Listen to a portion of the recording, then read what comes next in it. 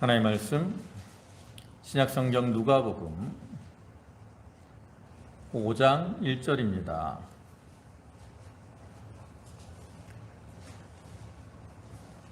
누가복음 5장 1절 신약성경 페이지로는 96쪽.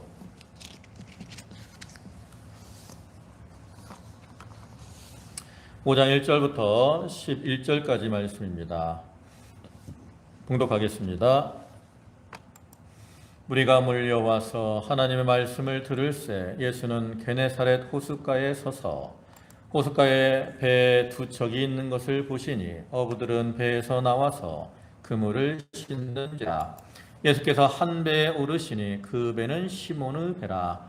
육지에서 조금 떼기를 청하시고 앉으사 배에서 무리를 가르치시더니 말씀을 마치시고 시몬에게 이르시되 깊은 데로 가서 그물을 내려 고기를 잡으라. 시몬이 대답하여 이르되 선생님, 우리들이 밤이 새도록 수고하였으되 잡은 것이 없지만은 말씀에 의지하여 내가 그물을 내리리이다 하고, 그렇게 하니 고기를 잡은 것이 심하나 그물이 찢어지는지라. 이에 다른 배에 있는 동무들에게 손짓하여 와서 도와달라 하니 그들이 와서 두 배의 채움에 잠기게 되었더라. 시몬 베드로가 이를 보고 예수의 무릎 아래에 엎드려 이르되 주여 나를 떠나소서 나는 죄인이로소이다 하니, 이는 자기와 및 자기와 함께 있는 모든 사람이 고기 잡힌 것으로 말미암아 놀라고 세베대의 아들로서 시몬의 동업자인 야고보와 요한도 놀랐음이라. 예수께서 시몬에게 이르시되 무서워하지 말라. 이제후로는 내가 사람을 취하리라 하시니 그들이 배들을 지에 모든 것을 버려두고 예수를 따르니라. 아멘. 예, 할렐루야. 예, 지난 한 주간도 주님의 은혜 가운데 평안히 잘 지내셨습니까? 오늘 이 시간에도 하나님께 예배하는 모든 성도들과 또 가정에 하나님으로부터 오는 은혜와 은총, 축복이 함께 하시기를 축원합니다. 예, 오늘 이 시간에는 누가복음 5장 1절부터 11절의 말씀을 보셨는데요.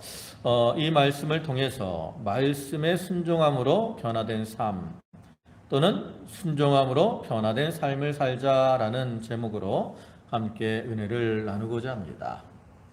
오늘 본문의 말씀은 예수님께서 제자들을 부르시는 모습이 기록된 말씀인데, 제자들은 이 말씀에 기록된 그 시간, 사건을 통해서 과거와 다른 변화된 삶을 살게 되었습니다. 이러한 제자들의 모습과 같이 이 기독교인들은 그 삶 속에서 변화의 역사가 많이 일어나지요. 사도 바울도 과거에는 예수님을 대적하고 교회를 대적하고 성도들을 핍박하고 잡아 죽이던 이러한 사람이었지만, 그가 다메섹 도상에서 예수 그리스도를 만난 다음에는 변화되어 이제 주님을 증거하고 복음을 전하는 그러한 삶을 살게 되었습니다. 또 어거스틴이라 하는 사람도 그가 과거에 젊을 때는 방탕하고 그래서 이렇게 사생활을 낳기도 하고, 그래서 어머니 모니카를 많이 걱정시켰던 아들이었지만, 그가 후에 이제 예수를 영접한 후에는 변화가 되고 또 사람들에게 성 어거스틴이라고 인정을 받는 사람이 되었어요. 또 우리나라 초대교회 시대도 오면 김익두라고 하는 목사님이 계신데, 그 목사님도 젊을 때는 여러 가지 것을 하다가 실패를 많이 했다고, 또 방탕하고 이제 악하게 행해가지고 그분이 살던 그 지역에서는 이 김익두 하면 모르는 사람이 없을 정도로 유명한 깡패였다라는. 근데 그러한 분이 이제 전도자를 통해서 복음을 듣고 예수 그리스도를 영접한 다음에는 목사가 되고 복음을 전하고 또 많은 사람을 살리는 이러한 삶을 살게 되었다라는 거죠. 이렇게 이외에도 기독교 안에서 변화의 역사가 아주 많이 일어나는데, 우리가 이 기독교를 변화의 종교다라고 말을 하기도 합니다. 우리가 살다가 가끔 사람들하고 얘기를 하다 보면 사람들은 보통 지금의 삶보다 더 나은 삶, 더 나은 삶으로 변화되기를 원하는 걸 볼 수 있습니다. 그러나 이 세상적으로도 변화되는 게 쉽지 않죠. 그뿐만 아니라 우리가 영적으로나 신앙적으로도 우리가 이렇게 뭐 교회에 나왔다 해서 모든 것이 다 변화가 되는 것이 아닙니다. 우리에게서 어떠한 변화의 역사가 일어나려면 특별한 계기, 사건이 필요하다는 거죠. 그래서 우리가 그럼 믿음의 삶에서 변화를 체험하려면 무엇이 필요할까? 제가 생각할 때 이 믿음의 삶에서 변화의 문을 여는 키는 바로 순종이라는 거죠. 물론 믿음은 기본적으로 그 바탕에 있는 것이죠. 그래서 대부분의 믿음의 사람들은 그 순종을 통해서 그들의 삶이 변화가 되고 새로운 삶을 살게 되는 것을 볼 수 있습니다.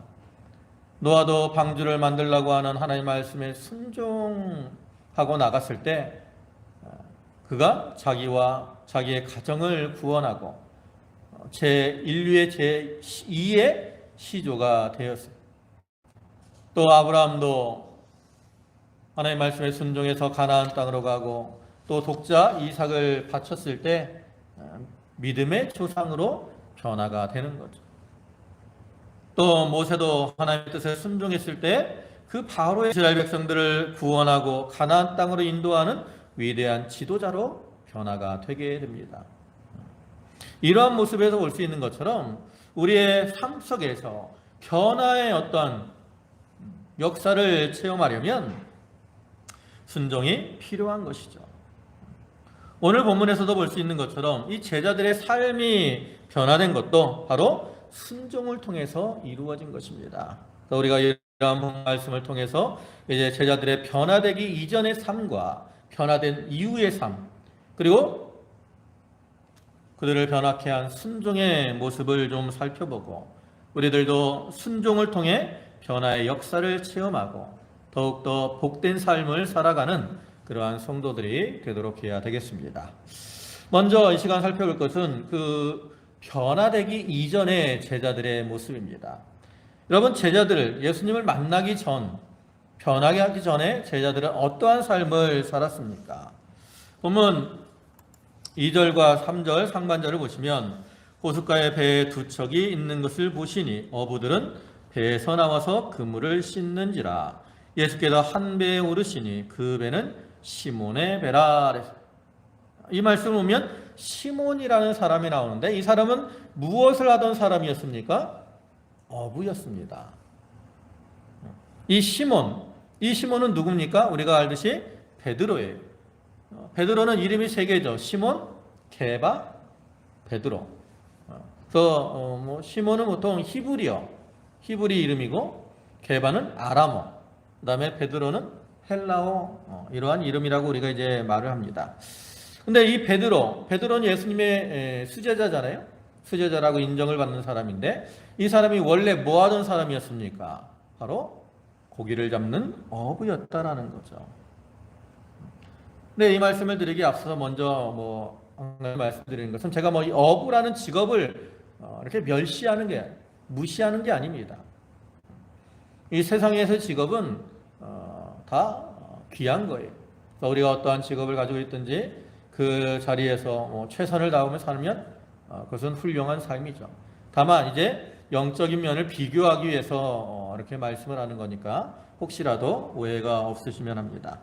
아무튼 예수님이 이 제자들을 부르셨을 때에 베드로를 비롯한 다른 제자들 안드레나 야고보 요한 그들은 원래 물고기를 잡던 어부였습니다. 그러면 이렇게 물고기를 잡던 어부로서의 그들의 삶은 어떤 겁니까? 첫째로는 그들의 삶은 무엇을 위한 삶입니까? 바로 생계를 위한 삶입니다. 5절 상반절을 보시면 시몬이 대답하여 이르되 선생님 우리들이 밤이 새도록 수고하였으되. 이 베드로와 그 동료들이 밤이 새도록 물고기를 잡느라고 수고를 했습니다. 여러분, 사람들이 물고기를 잡는 이유가 뭘까요? 여러 가지 이유가 있어요. 어떤 사람은 그냥 취미로, 또 어떤 사람들이 물고기를 잡을 때 어떤 손맛이 좋아서 낚시를 하는 사람도 있죠. 또 어떤 사람들은 그냥 한때의 즐거움을 위해서 낚시를 하기도 합니다. 뭐 고기를 잡기도 하죠. 저희도 옛날에 수련회 할 때 투망 가져가서 애들하고 함께 고기를 잡았던 기억이 있는데, 그때는 뭐 고기를 잡는 것보다 그 과정이 즐거웠던 것 같아요.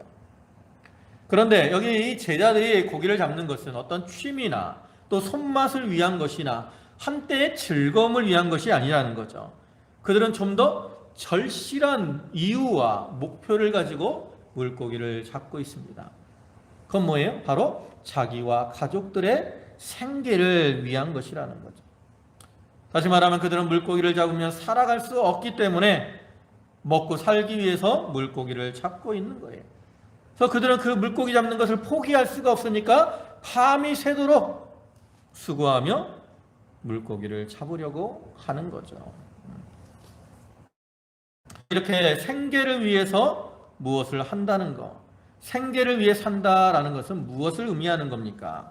그것은 바로 육신의 것을 추구하고 육신을 위한 삶을 사는 것이고, 결국은 육신에 속한 것이고 세상에 속한 삶이라고 할 수 있습니다. 생계라는 것은 결국 육신의 어떠한 삶을 유지하는 것을 가리키는 거잖아요.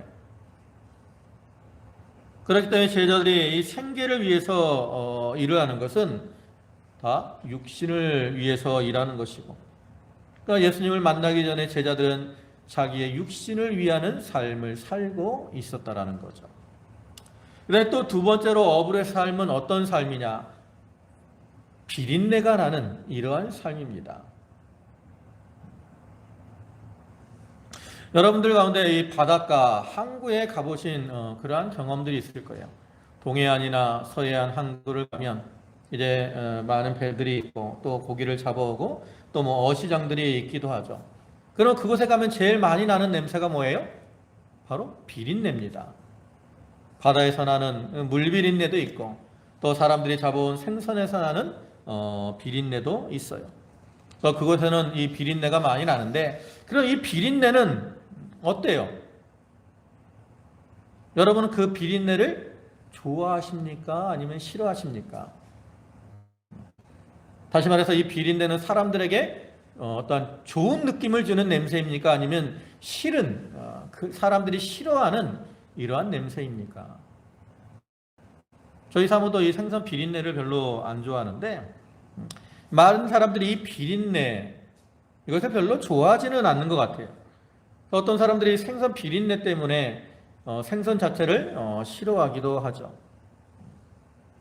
근데 이 비린내라는 것은 이 어부들에게 있어서는 그들의 삶에서 뗄래야 뗄 수 없는 거라는 거죠. 그들은 늘 배를 타고 물로 나가고 또 물고기를 잡기 때문에 물에서 나는 비린내나 그 생선, 물고기에서 나는 비린내가 그들의 삶의 동반자와 같은 거예요. 사실 우리가 삶 속에서 무엇을 가까이 하느냐에 따라서 그 사람에게서 냄새나기도 합니다. 꽃이나 향수와 같은 것들을 가까이 하는 사람은 그 몸에서 좋은 향이 나죠. 또 불을 가까이 하면 불내가 나기도 해요. 음식을 가까이 하면 음식 냄새가 나기도 합니다. 또 어떤 사람들이 쓰레기를 가까이 하면 쓰레기 냄새가 나기도 하고, 여기 어부들과 같이 물고기를 가까이 하면 비린내가 나기도 하지요. 이와 같이 무엇을 가까이 하느냐에 따라서 그 몸에서 나는 냄새가 달라지는데, 영적인 면에서도 마찬가지예요. 우리가 마음속에 무엇을 품고 사느냐에 따라서 그 사람에게서 나는 냄새가 달라집니다.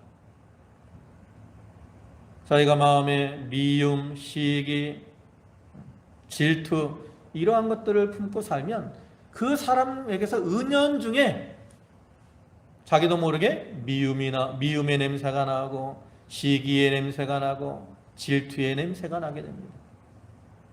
반면에 사랑, 감사, 봉사 이런 것들을 품고 살면 자기도 모르게 사랑의 냄새, 감사의 냄새 이러한 좋은 냄새들이 나게 되는 거죠. 아마 대부분의 사람들은 어떤 냄새가 나기를 원하겠습니까? 대부분 사람들은 몸에서 좋은 냄새가 나기를 원할 겁니다. 그렇기 때문에 여자분들 향수를 뿌리기도 하고 또 좋은 향이 나는 화장품을 바르기도 하죠. 그런데 제자들은 어부였기 때문에 그들에게서는 늘 무슨 냄새가 났겠습니까? 비린내가 날 수밖에 없었다라는 거죠. 오늘날에는 이러한 향수나 화장품이 아주 발달하고 세제가 아주 좋은 것들이 많기 때문에 몸을 씻으면 그런 냄새들이 잘 사라집니다. 그러나 옛날에는 그렇지 않았어요. 옛날에는 이런 향수나 화장품들이 발달하지 않았고 있더라도 아주 비싸 고가이기 때문에 이 제자들 어부인 제자들이 그것을 사서 자기 몸에 바를 수가 없다고. 그렇기 때문에 제자들은 늘 삶 속에서 비린내를 풍기고 비린내가 나니까 사람들이 어떻게 여기겠어요? 별로 좋아하지 않고 멸시하며 천대하는 그러한 삶을 살 수밖에 없었다라는 거죠. 또 제자들의 삶은 어떠한 삶이었습니까? 실패가 많은 그러한 삶이었습니다. 오늘 본문에서 보면 제자들이 실패한 모습으로 처음에 나타나고 있는 걸 볼 수 있죠. 그 5절을 다시 보시면 중간에 우리들이 밤이 새도록 수고하였으되 잡은 것이 없지만은 그랬어요. 그들이 생계를 위해서 밤새도록 고기를 잡느라고 수고를 많이 했습니다.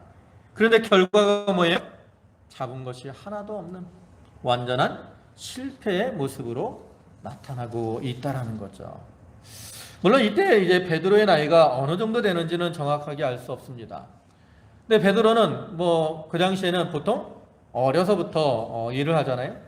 그러니까 어려서부터 지금까지 어부로서의 삶을 계속 살아온 거예요.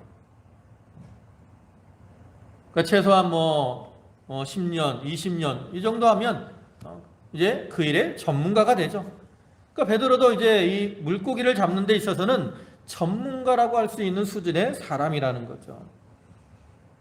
그런데 그러한 베드로나 다른 이 동료들이 고기를 잡는 것에 있어서 어때요? 성공을 합니까? 여러분 성경을 보면 오히려 이 베드로는 고기를 잡는데 실패하는 모습으로만 나타나는 걸 볼 수 있어요. 물론 베드로가 이제 물고기 잡는 모습이 성경에 많이 나오진 않아요. 딱 2번 나옵니다. 한 번은 바로 오늘 본문의 말씀이죠. 예수님을 처음 만났을 때. 처음 예수님을 만났을 때도 그는 밤이 되도록 수고했지만 잡은 것이 하나도 없는 그러한 실패의 모습으로 나타나죠. 또 한 번은 언제냐면 예수님이 이제 부활하신 이후의 일입니다. 예수님이 부활하신 다음에 제자들에게 나타났지만 베드로가 뭐라 그래요? 나는 물고기 잡으러 가노라. 그리고 이제 물고기를 잡으러 갑니다.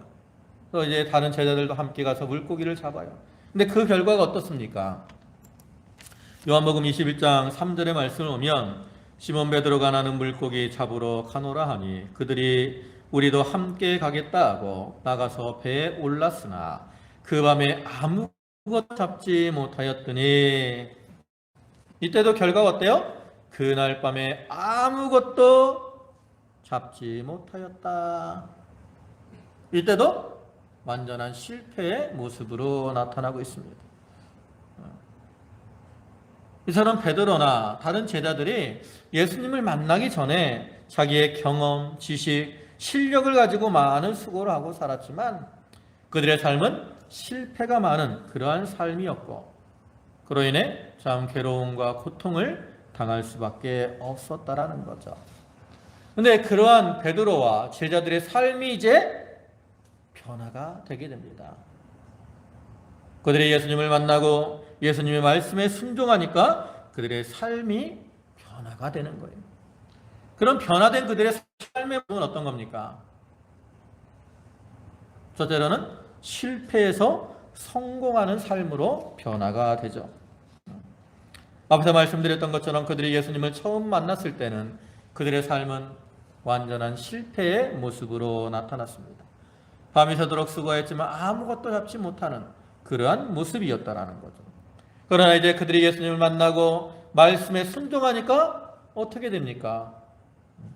본문 5장 5절 하반절부터 말씀을 보면 말씀에 의지하여 내가 그물을 내리리이다 하고 그렇게 하니 고기를 잡은 것이 심히 많아 그물이 찢어지는지라. 이에 다른 배에 있는 동무들에게 손짓하여 와서 도와달라 하니 그들이 와서 2배 채움에 잠기게 되었더라. 여기 나타난 모습을 보세요. 그 이전과 얼마나 차이가 납니까? 그전에는 밤이 새도록 긴 시간 동안 수고를 했지만 아무것도 잡지 못하는 완전한 실패의 모습이었어요.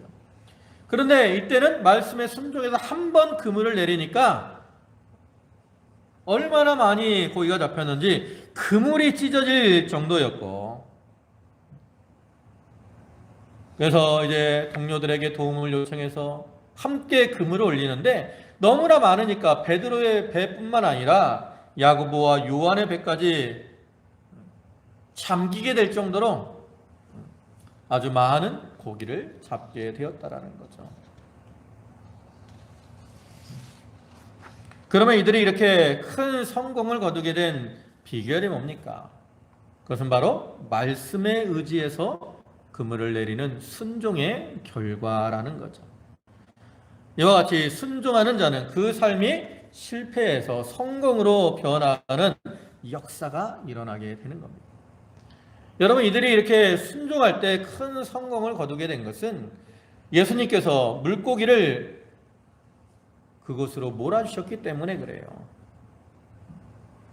생물학적으로나 또 자연의 법칙으로 볼 때 이 물고기들은 밤에는 이렇게 깊은 곳에 있다가 낮이 되면 얕은 곳으로 와서 먹이를 먹으려고 한다고 합니다. 그런데 예수님은 천지를 주관하시는 분이시기 때문에 주님의 뜻대로 물고기를 주장하셔서 거기 깊은 곳에 순종해서 깊은 곳에 그물을 내릴 때 그곳으로 물고기를 몰아주셨기 때문에 그 순종의 결과로 많은 고기를 잡을 수가 있었던 거예요. 여러분, 이러한 이치가 물고기에게만 적용되겠습니까? 하나님은 물고기만 주관하실 수 있는 분이 아니라고요. 천지와 그 가운데 있는 모든 것을 주님의 뜻대로 주장하실 수 있는 그러한 분이시죠. 그렇기 때문에 우리가 주님의 뜻대로 순종하고 나가기만 하면 하나님께서 주장하셔서 우리의 삶을 실패의 자리에서 성공의 자리로 변화시켜 주시는 겁니다. 그 다음에 두 번째로는 그들의 변화는 뭡니까? 이제는 물고기를 낚는 어부에서 사람을 낚는 어부가 되었다라는 거죠. 제자들에게 있어서 이 실패의 자리에서 성공으로 가는 것, 즉 물고기를 잡지 못한 것에서 물고기를 많이 잡은 것보다 더 큰 변화는 뭐냐? 바로 물고기를 잡는 어부로서의 삶에서 이제는 사람을 낚는 어부의 삶을 살게 된 겁니다. 오늘 본문 10절을 보시면 세베대의 아들로서 시몬의 동업자인 야고보와 요한도 놀랐음이라. 예수께서 시몬에게 이르시되 무서워하지 말라. 이제후로는 내가 사람을 취하리라. 여기서 사람을 취하리라 그랬죠.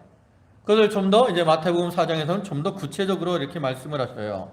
마태복음 4장 18절과 19절 보면 갈릴리 해변에 다니시다가 두 형제 곧 베드로라 하는 시몬과 그의 형제 안드레가 바다에 금을 던지는 것을 보시니 그들은 어부라. 말씀하시되 나를 따라오라.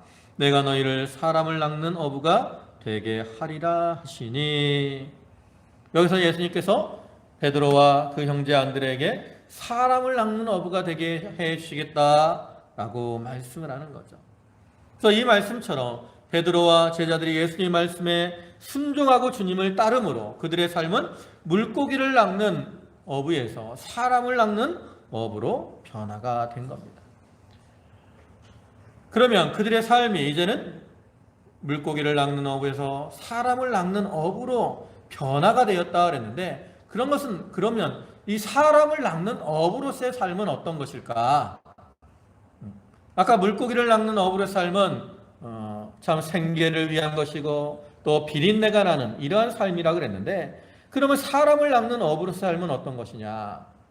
그것은 첫째로는 생명을 살리는 삶을 살게 된 겁니다. 여러분, 예수님께서 제자들을 사람을 낚는 어부로 삼는다 그랬는데, 그럼 사람을 낚는 어부는 뭐 하는 거예요? 뭐 하는 거? 사람을 낚는다는 것은 그들에게 복음을 전해서 그들을 구원하고 그를 통해서 그들의 영적 생명을 살리는 일을 하는 것을 가리키는 거죠. 그러니까 결국 사람을 낚는 어부는 영적 생명을 살리는 일을 하게 되는 겁니다. 과거에 베드로와 이 제자들은 어부로서 자기들의 생계를 위해서 물고기를 잡아 죽이는 이러한 일을 했었는데, 이제는 말씀에 순종함으로 생명을 살리는 일을 하는 자로 변화가 되는 거죠. 여러분, 세상의 일을 보면 죽이는 일을 하는 사람도 있고 살리는 일을 하는 사람도 있습니다. 여러분, 어떤 일이 어려울 것 같아요? 살리는 일을 하는 게 더 어렵습니다.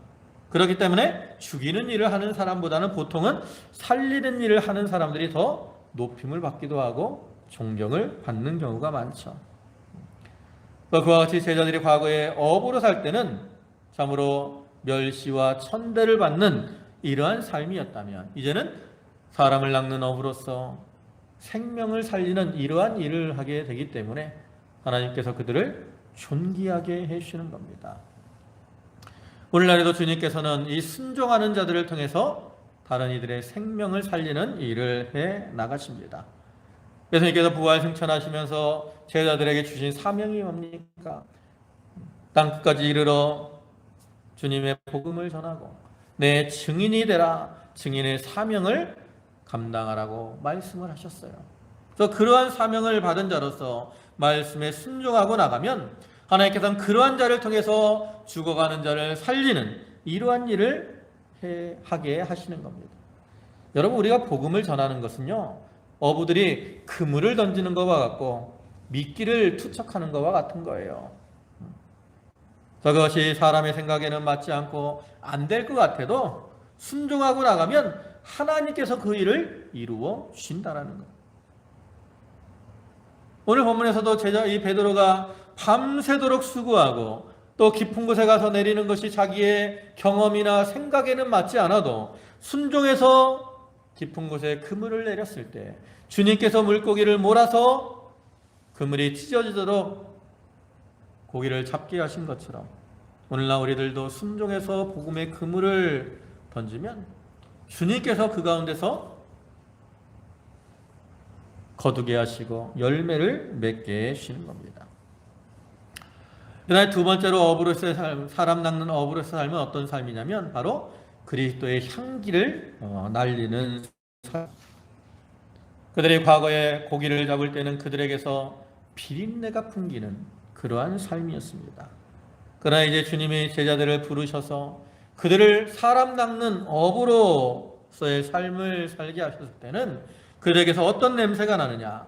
바로 그리스도를 아는 그리스도의 향기가 풍기게 해 주셨습니다. 고린도후서 2장 14절과 15절을 보면 항상 우리를 그리스도 안에서 이기게 하시고 우리로 말미암아 각처에서 그리스도를 아는 냄새를 나타내시는 하나님께 감사하노라. 우리는 구원받는 자들에게나 망하는 자들에게나 하나님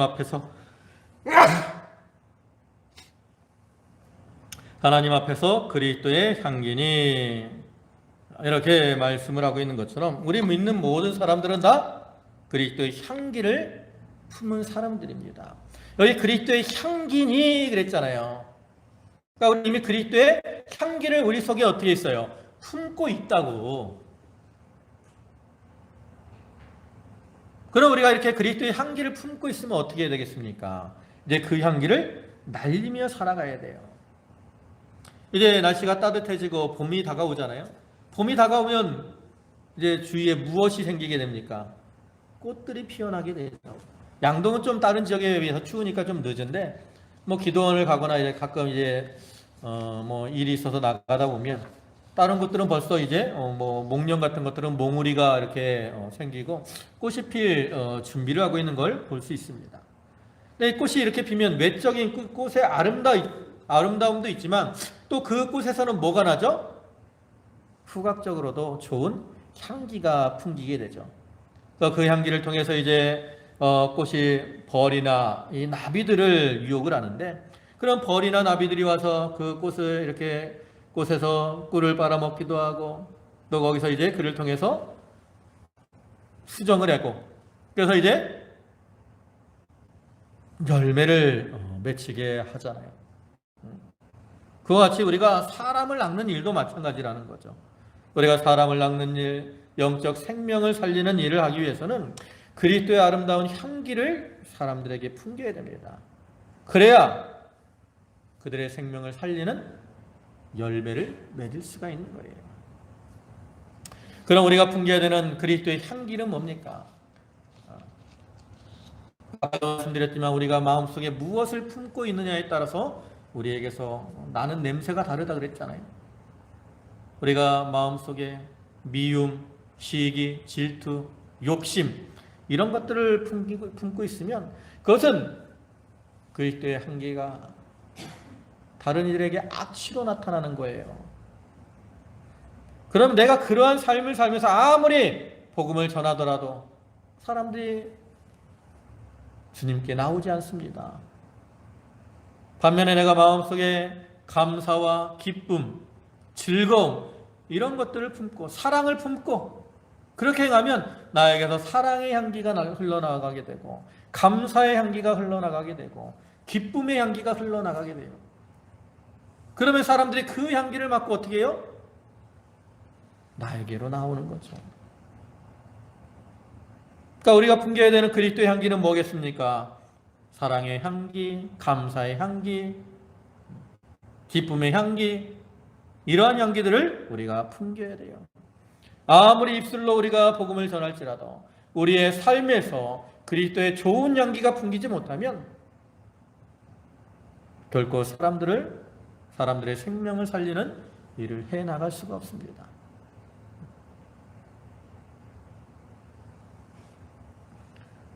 그럼 우리가 어떻게 이러한 좋은 향기를 날릴 수가 있어요? 바로 순종하려고 힘을 쓰면 그를 통해서 사랑의 향기가 풍깁니다. 주님께서 원수까지 사랑하라 그랬잖아요. 그럼 원수까지 사랑하려고 힘을 쓰면 사랑의 향기가 풍겨 나가는 거예요. 범사에 감사하라 했잖아요. 그래서 그 범사에 감사하려고 힘을 쓰면 감사의 향기가 퍼져나가는 겁니다. 주 안에서 즐거워하라 말씀하셨으니까 자꾸 즐거워하려고 힘을 쓰면 내 안에서 기쁨의 향기가 퍼져나가게 되는 거죠.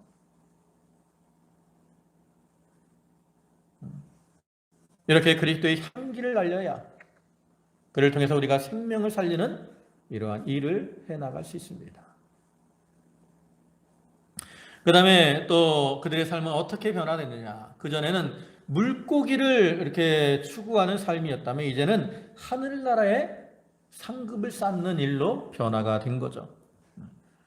그들이 과거에 고기를 잡을 때는 물고기를 가지고 와서 창고에 쌓았다면 이제는 복음을 전함으로 그 열매를 하늘나라에 쌓게 되는 겁니다. 그러나 우리의 이 어떠한 상급은 당장 눈에는 보이지 않을 수도 있어요. 물고기 잡은 것은 당장 눈에 보이잖아요. 그러나 우리가 이 생명을 살리는 이 열매는 당장에는 눈에 보이지 않을 수 있습니다. 그럴지라도 그것이 없어지는 게 아니에요. 다 하늘나라의 상급으로 쌓이는 거죠. 다니엘 12장 3절의 말씀을 보면 지혜 있는 자는 궁창의 빛과 같이 빛날 것이요 많은 사람을 옳은 대로 돌아오게 한 자는 별과 같이 영원토록 빛나리라.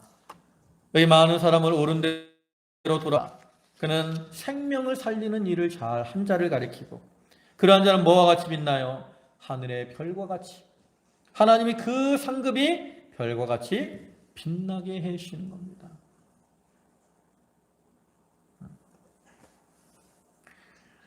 이와 같이 제자들이 과거에 물고기를 잡던 삶에서 순종을 통해서 사람을 낚는 업으로 변화가 되었습니다. 그들의 변화는 믿음과 순종의 결과죠. 또 오늘날 우리들도 믿음 안에서 순종을 통해서 이제 변화되는 그러한 삶을 살아가야 됩니다. 그럼 우리의 순종은 어떠한 것이어야 될까? 변화를 일으키는 순종의 모습은 어떤 것일까? 그걸 이제 간단하게 살펴보면 첫째로는 말씀에 의지해서 순종하는 겁니다. 본문 5절을 다시 보시면 거기 중간에 말씀에 의지하여 내가 그물을 내리리다 그랬어요. 베드로는 밤이 새도록 수고하여 잡은 것도 없어서 참 낙심되고 피곤하잖아요. 여러분 밤새도록 일했는데 아무런 결과가 없으면 얼마나 피곤하겠습니까? 그리고 제자들이 이제 뭐 하고 있었어요? 그물을 씻고 있었어요. 그물을 씻는 건 뭐 하는 거예요? 정리하는 겁니다. 마무리. 이제 다 끝났으니까 들어가야지. 근데 주님이 오셔가지고 베드로의 배를 탄 다음에 육지에서 좀 띄워달라 하니까 얼마나 귀찮겠어요. 그렇지만 순종해서 육지에서 띱니다. 그러니까 주님이 말씀을 전해요. 베드로는 듣기 싫어도 주님의 말씀을 다 들을 수밖에 없어. 왜? 주님하고 제일 가까이 있잖아요. 다른 사람들 다 강가에 앉아 있는데 베드로는 노를 져야 되니까 배에 앉아 있다고. 그러니까 주님이 하시는 말씀을 누가 제일 잘 들어요? 베드로가 제일 잘 들은 거야. 그러니까 주님이 하시는 말씀들 들어보니까 그것이 이제 베드로의 마음을 감동한 거죠. 그러다가 이제 주님께서 베드로에게 이제 깊은 곳에 가서 그물을 내리라 하니까 인간적으로 생각할 때 너무나 귀찮고 힘든 일이에요. 정리까지 다 했는데 또 그물을 내리면 또 그물을 씻어야 되잖아요. 정리 다시 해야 되고. 그렇지만 베드로가 깨달았기 때문에 말씀에 의지하여 그물을 내리리이다 하고 순종해서 그물을 내리게 됩니다. 그것이 자기의 경험이나 지식에는 맞지 않아도 말씀을 깨달으니까 그 말씀에 순종하는 것이 그에게 기쁨이 된 겁니다. 이와 같이 주님이 기뻐하시는 순종은 어떤 것이냐? 바로 말씀에 의지해서 순종하는 거라는 거죠. 우리가 주님을 섬길 때 다른 거 아무리 뭐 교회에서 봉사를 많이 하고 또 전도를 열심히 하고 헌금을 많이 했을지라도 어떤 사람들은 자기의 이름을 드러내기 위해서 그렇게 하는 사람들이 있어요. 누가 보니까, 자기 이름 누가 알아주니까. 그러나 그것은 하나님이 기뻐하시는 것이 아니라, 물론 그런 것이 안 하는 것보단 좋아요. 아예 안 하는 것보다는 그렇게라도 순종하고 하는 것이 좋습니다. 그러나 더 유익이 되는 건 뭐냐? 거기서 이제 마음이 변해서 처음엔 자기를 위해서 하다가도 이제 거기서 말씀들을 통해서 깨닫고, 내가 이렇게 할 수 있는 것이 다 하나님의 은혜구나. 그래가지고 그 기쁨 가운데 이제는 주님을 위해서 주님의 말씀대로 순종하는 것. 그럴 때 그의 삶은 더욱더 기쁨이 넘치고 복된 삶, 이러한 삶으로 변화되게 되는 거예요. 자기를 위해서 일을 할 때는 있잖아요. 힘들고 괴로울 때가 많아요. 하긴 하지만 마지못해 막 인상을 쓰며 할 때도 있다고. 그러나 이제 그러한 주님의 은혜를 깨닫고 주님의 뜻에 따라 순종하게 되면 어떻게 돼요? 기쁨으로 하는 거예요. 즐거움으로 하게 되는 거예요. 벌써 그 삶이 변화가 된 거잖아요. 우리가 그와 같이 말씀에 의지하고 나가면, 말씀에 의지해서 순종을 하면 그와 같이 변화의 역사가 일어나게 되는 겁니다. 그 다음에 두 번째로 이들의 순종은 어떤 순종이냐? 자기의 것을 다 포기하고 따르는 순종입니다. 보면 10절부터 하반절부터 11절을 보시면 예수께서 시몬에게 이르시되 무서워하지 말라. 이제후로는 내가 사람을 취하리라 하시니 그들이 배들을 육지에 대고 모든 것을 버려두고 예수를 따르니라. 예수님께서 제자들에게 너희가 이제는 사람을 낚는 어부가 될 것이다 라고 말씀을 하셨을 때 그들이 주님을 따르기 위해서 자기의 부친, 자기의 배, 또 그물, 잡은 많은 물고기 이런 것들을 다 버려두고 다 포기하고 순종해서 주님을 따라갔다라는 거죠. 그리고 이러한 순종을 통해서 그들은 사람을 낚는 어부로서의 삶을 살게 된 겁니다. 그와 같이 오늘날 우리들도 우리가 주님의 뜻에 순종하려고 하다 보면 자기의 것을, 자기의 생각, 자기의 것을 포기해야 될 때가 있다라는 거죠. 그때 우리가 그것에 얽매이지 말고 포기할 것은 포기하고 나가야 우리가 주님 앞에서 변화된 삶을 살아갈 수가 있는 겁니다. 이제 말씀을 마무리하겠습니다. 사랑하는 성도 여러분, 우리 기독교를 우리가 아까도 얘기했지만 변화의 종교라고 말씀을 드렸는데 그와 같이 주님께서는 오늘날 우리가 주님이 기뻐하시는 그러한 모습으로 변화된 삶을 살기를 원하십니다. 그러므로 우리는 변화된 삶을 살아가려고 힘을 써야 돼요. 또 베드로와 제자들이 과거에는 자기들의 생계를 위해서 물고기를 잡으며 비린내를 풍기고 실패를 일삼던 그러한 삶이었지만 이제 예수 그리스도를 영접하고 말씀에 순종함으로 생명을 살리고 그리스도의 향기를 날리는 사람 낚는 어부로서의 삶으로서 변화된 것처럼 오늘날 우리들도 순종할 때 그 삶이 변화될 것입니다. 우리가 말씀을 의지해서 또 자기의 것을 포기하고 순종함으로 여러분의 삶이 변화되고 그를 통해서 주님의 뜻을 이루어드리는 성도들이 다 되시기를 주님의 이름으로 축원합니다. 아멘. 기도하시겠습니다. 만유의 주가 되시고 만복의 근원이 되시는 주님, 제자들이 과거에는 생계를 위해 물고기를 잡으며 또 그로 인해 비린내를 풍기며 냄새나는 삶이었고 또 실패가 많은 삶이었지만 이제 그들이 주님을 영접하고 말씀에 의지해서 주님의 뜻에 순종하고 나갈 때 그들의 삶이 변화되어 사람 낚는 어부로서 생명을 살리고 그리스도의 향기를 날리는 삶을 살게 되었습니다.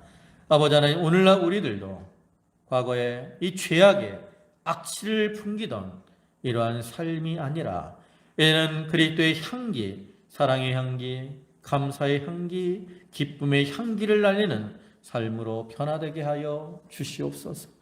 그러기 위하여 저희가 참 믿음 안에서 말씀에 의지하여 순종케 하시고 또 자기의 것을 포기할 것은 포기하고 주님을 따라가는 그러한 성도들 되게 하여 주시옵소서.